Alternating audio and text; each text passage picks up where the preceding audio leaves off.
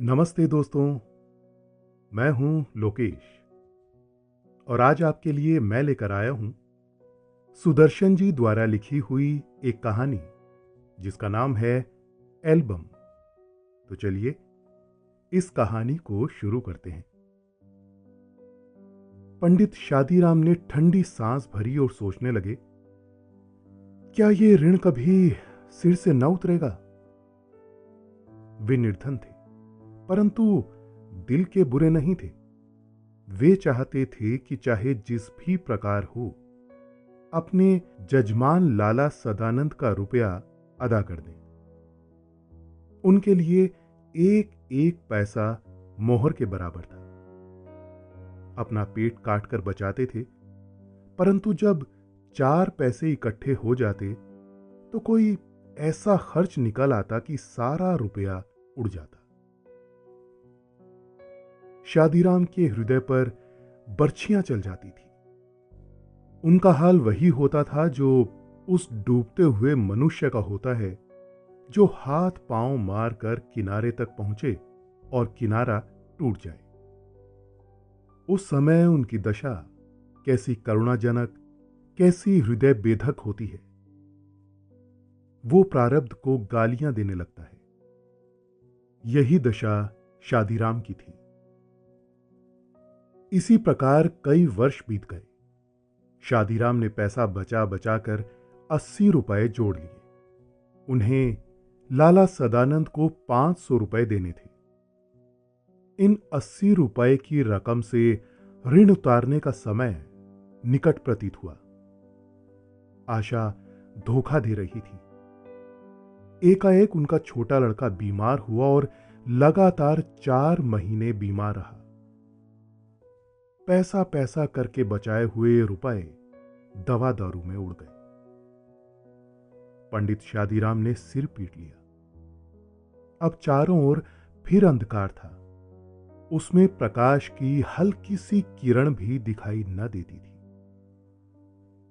उन्होंने ठंडी सांस भरी और सोचने लगे, क्या ये ऋण कभी सिर से न उतरेगा। लाला सदानंद अपने पुरोहित की विवशता जानते थे और न चाहते थे कि वो रुपए देने का प्रयत्न करें। उन्हें इस रकम की रत्ती भर भी परवाह न थी। उन्होंने इसके लिए कभी तकाजा तक नहीं किया, न कभी शादीराम से इस विषय की बात छेड़ी। इस बात से वे इतना डरते थे मानो रुपए स्वयं उन्हीं को देने हों। परंतु शादीराम के हृदय में शांति न थी। प्राय सोचा करते थे कि ये कैसे भले मानस हैं जो अपनी रकम के बारे में मुझसे बात तक नहीं करते। खैर, ये कुछ नहीं करते सो ठीक है, परंतु इसका तात्पर्य ये थोड़े ही है कि मैं निश्चिंत हो जाऊं। उन्हें लाला सदानंद के सामने सिर उठाने का साहस न था। उन्हें ऋण के बोझ ने नीचे झुका दिया था। यदि लाला सदानंद ऐसी सज्जनता न दिखाते और शादीराम को बार बार तकाजा करके तंग करते तो उन्हें ऐसा मानसिक कष्ट न होता। हम अत्याचार का सामना सिर उठाकर कर सकते हैं, परंतु भली मानसी के सामने आंखें नहीं उठती। एक दिन लाला सदानंद किसी काम से पंडित शादीराम के घर गए और उनकी अलमारी में से कई सौ बांग्ला, हिंदी, अंग्रेजी आदि भाषाओं की मासिक पत्रिकाएं देखकर बोले, ये क्या। पंडित शादीराम ने पैर के अंगूठे से जमीन कुरेदते हुए उत्तर दिया, पुरानी पत्रिकाएं हैं। बड़े भाई को पढ़ने का बड़ा चाव था। वे प्राय मंगवाते रहते थे। जब जीते थे तो किसी को हाथ न लगाने देते थे। अब इन्हें कीड़े खा रहे हैं। रद्दी में क्यों नहीं बेचते थे। इनमें चित्र हैं। जब कभी बच्चे रोने लगते हैं तो एक साथ निकाल कर देता हूं। इससे उनके आंसू थम जाते हैं। लाला सदानंद ने आगे बढ़कर कहा, 2-4 पर्चे दिखाओ तो। पंडित शादीराम ने कुछ पर्चे दिखाए। हर एक पर्चे में कई कई सुंदर और रंगीन चित्र थे। लाला सदानंद कुछ देर तक उलट पुलट कर देखते रहे। सहसा उनके हृदय में एक विचित्र विचार उठा। चौंक कर बोले, पंडित जी। जी कहिए। ये चित्र कला सौंदर्य के अति उत्तम नमूने हैं। अगर किसी शौकीन को पसंद आ जाएं तो 1000-2000 रुपए कमा लो। पंडित शादीराम ने एक ठंडी सांस लेकर कहा, ऐसे भाग्य होते तो यूं धक्के ना खाता फिरता। लाला सदानंद बोले, एक काम करो। क्या? आज बैठकर इन पत्रिकाओं में जितनी अच्छी अच्छी तस्वीरें हैं सबको छांट कर अलग कर लो। जी बहुत अच्छा। जब ये कर चुको तो मुझे बता देना। पर आप क्या करेंगे? मैं इनका एल्बम बनाऊंगा और तुम्हारी ओर से विज्ञापन दे दूंगा। संभव है ये विज्ञापन किसी शौकीन के हाथ पड़ जाए और तुम 4 पैसे कमा लो। पंडित शादीराम को यह आशा न थी कि कोयलों में हीरा मिल जाएगा। घोर निराशा ने आशा के द्वार चारों ओर से बंद कर दिए थे। वे उन हतभाग्य मनुष्यों में से थे जो संसार में असफल और केवल असफल रहने के लिए उत्पन्न होते हैं। सोने को हाथ लगाते थे तो वो भी मिट्टी हो जाता था। उनकी ऐसी धारणा ही नहीं, पक्का विश्वास था कि ये प्रयत्न भी कभी सफल न होगा। परंतु लाला सदानंद के आग्रह से दिन भर बैठकर तस्वीरें छांटते रहे। न मन में लगन थी, न हृदय में चाव। परंतु लाला सदानंद की बात को टाल न सकी। शाम को देखा 200 एक से एक बढ़िया चित्र हैं। उस समय उन्हें देखकर वे स्वयं उछल पड़े। उनके मुख पर आनंद की आभा नृत्य करने लगी, जैसे फेल हो जाने का विश्वास करके अपनी प्रारब्ध पर रो चुके विद्यार्थी को पास हो जाने का तार मिल गया। उस समय वो कैसा प्रसन्न होता है, चारों ओर किसी विस्मित और प्रफुल्लित दृष्टि से देखता है। यही अवस्था पंडित शादीराम की थी। वे उन चित्रों की ओर इस तरह से देखते थे मानो उनमें से प्रत्येक 10-10 का नोट हो। बच्चों को उधर देखने न देते थे। वे सफलता के विचार से ऐसे प्रसन्न हो रहे थे जैसे सफलता प्राप्त हो चुकी हो, यद्यपि वो अभी कोसों दूर थी।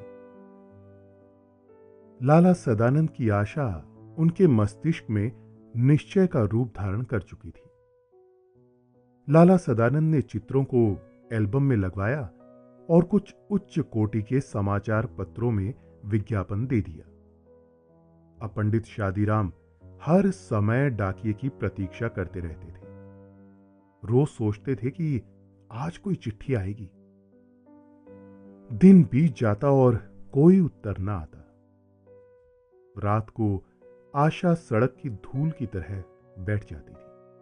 परंतु दूसरे दिन लाला सदानंद की बातों से टूटी हुई आशा फिर बन जाती थी।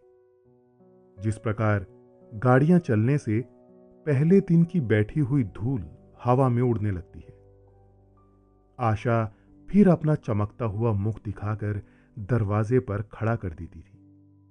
डाक का समय होता तो बाजार में ले जाती और वहां से डाक खाने पहुंचती थी। इस प्रकार 1 महीना बीत गया, परंतु कोई पत्र न आया। पंडित शादीराम सर्वथा निराश हो गए, परंतु फिर भी कभी कभी सफलता का विचार आ जाता था। जिस प्रकार अंधेरे में जुगनू की चमक निराश हृदयों के लिए कैसी जीवनदायिनी, कैसी हृदय हारिणी होती है, इसके सहारे भूले हुए पथिक मंजिल पर पहुंचने का प्रयत्न करते और कुछ देर के लिए अपना दुख भूल जाते हैं। इस झूठी आशा के अंदर सच्चा प्रकाश नहीं होता, परंतु ये दूर के संगीत के समान मनोहर अवश्य होती है।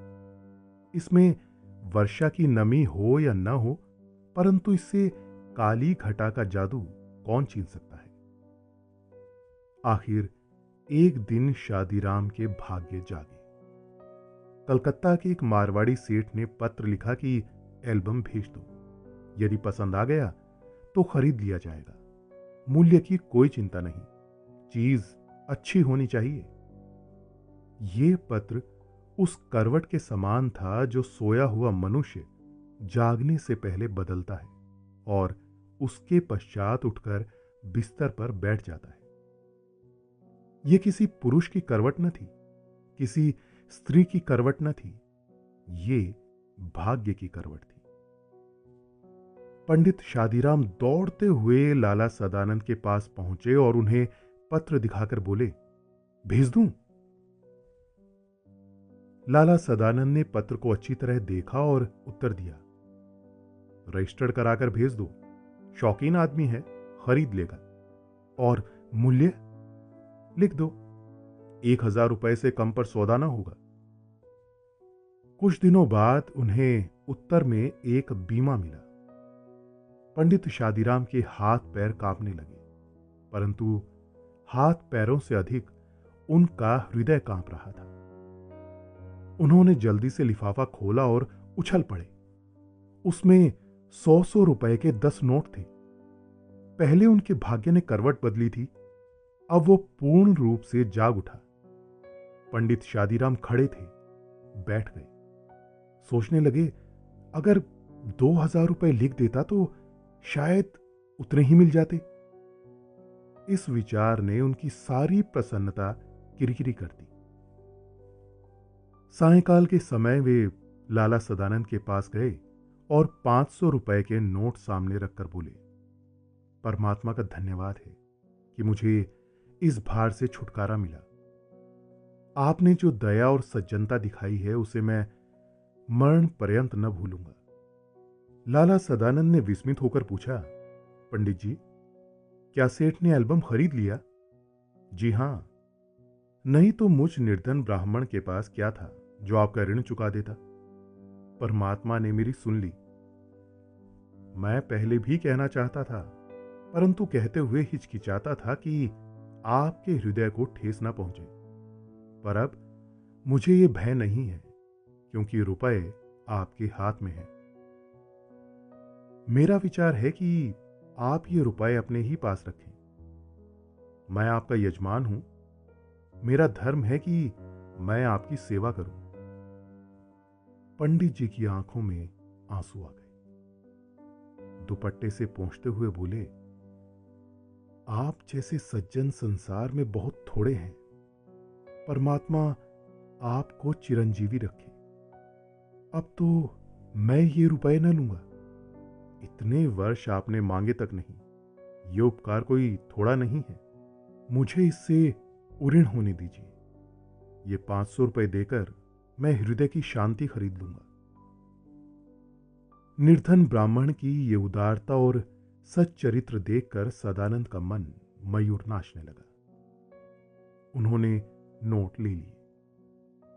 मनुष्य रुपए देकर भी ऐसा प्रसन्न हो सकता है, इसका अनुभव उन्हें पहली ही बार हुआ। पंडित जी के चले जाने के बाद उन्होंने अपनी आंखें बंद कर ली और किसी विचार में मग्न हो गए। इस समय उनके मुखमंडल पर एक विशेष आत्मिक तेज था। 6 मास बीत गए। लाला सदानंद बीमार थे। ऐसे बीमार वो सारी आयु में न हुए थे। पंडित शादीराम उनके लिए दिन रात माला ही फेरा करते थे। वे वैद्य न थे, डॉक्टर न थे, वे ब्राह्मण थे।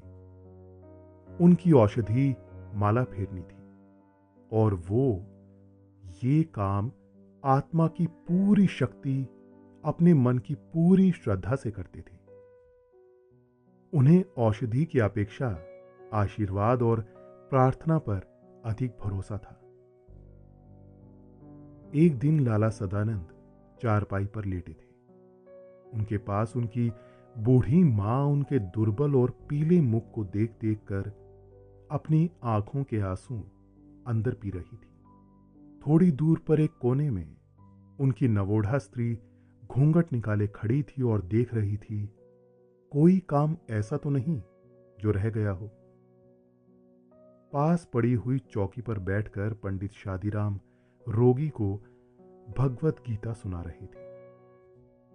एकाएक लाला सदानंद बेसुध हो गए। पंडित जी ने गीता छोड़ दी और उठकर उनके सिरहाने बैठ गए। स्त्री गर्म दूध लेने के लिए बाहर दौड़ी और मां अपने बेटे को घबराकर आवाज देने लगी। इस समय पंडित जी को रोगी के सिरहाने के नीचे कोई कड़ी सी चीज चुभती हुई जान पड़ी। उन्होंने नीचे हाथ डालकर देखा तो उनके आश्चर्य की सीमा न रही। वो सख्त चीज वही एल्बम थी जिसे किसी सेठ ने नहीं बल्कि स्वयं लाला सदानंद ने खरीद लिया था। पंडित शादीराम इस विचार से बहुत प्रसन्न थे क्योंकि उन्होंने सदानंद का ऋण उतार दिया है। परंतु ये जानकर उनके हृदय पर चोट सी लगी कि ऋण उतरा नहीं बल्कि पहले से दूना हो गया है। उन्होंने अपने बेसुध यजमान के पास बैठे बैठे एक सांस भरी और सोचने लगे, क्या ये ऋण कभी न उतरेगा? कुछ देर बाद लाला सदानंद को होश आया। उन्होंने पंडित जी से एल्बम छीन लिया और कहा, यह एल्बम सेठ साहब से अब मैंने मंगवा लिया है।